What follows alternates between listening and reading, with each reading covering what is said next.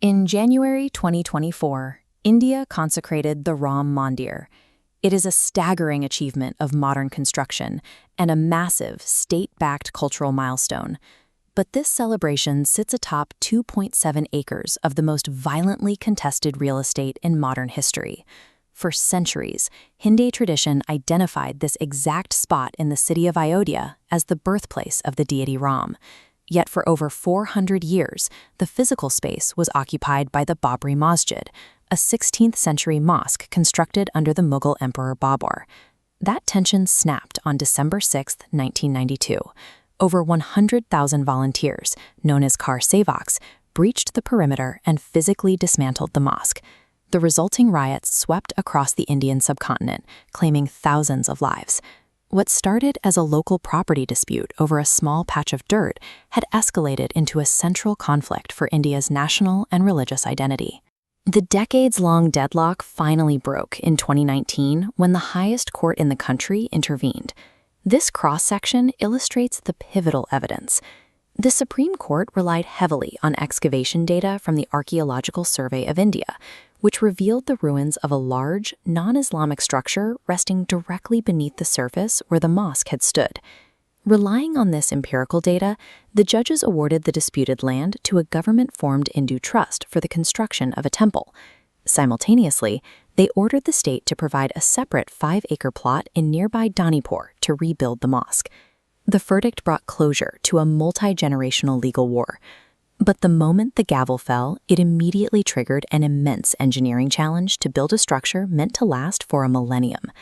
To design the complex, the trust turned to the Sompuras.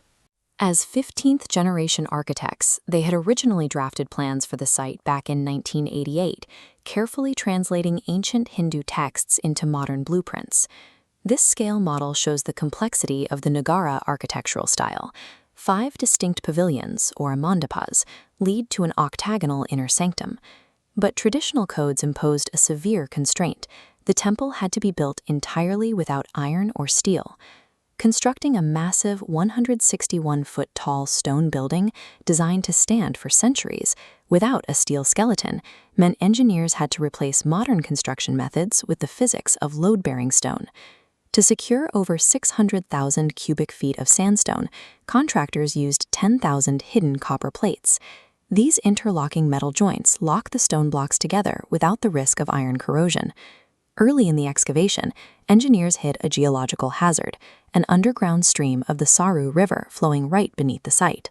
To prevent the massive stone structure from sinking, scientists poured layers of specialized concrete to replace the unstable earth, creating a massive artificial bedrock. Inside the sanctum sits the deity, Ram Lalla, an infant form of Ram. Under Indian law, this deity is legally recognized as a juristic person. During the decades of litigation, Ram Lalla was actually a named plaintiff in the lawsuits, represented in court by a human guardian. The structure's durability is a result of this hybrid approach, combining ancient metallurgical fastening with cutting-edge geological science and specific constitutional law. While the stone structure was engineered for longevity, the human apparatus surrounding its construction was plagued by friction. Securing the funds for the project drew intense scrutiny. Several early stakeholder groups, including the Hindu Mahasabha, publicly alleged that major financial discrepancies and donation scams were taking place within the leading organizations. Furthermore, the original pioneers who mobilized the masses in the 1980s and 90s found themselves sidelined by the modern administration overseeing the new build. The timeline itself became a subject of debate. Opposition leaders argued that the rapid schedule, from the foundation laying in 2020 to the opening ceremonies in early 2024, was strategically mapped to align with national elections. Controlling the physical real estate of the temple was only half the battle. Controlling the narrative around its construction and claiming its historical legacy became a significant political prize. The completion of the site is deeply intertwined with Prime Minister Narendra Modi's political trajectory.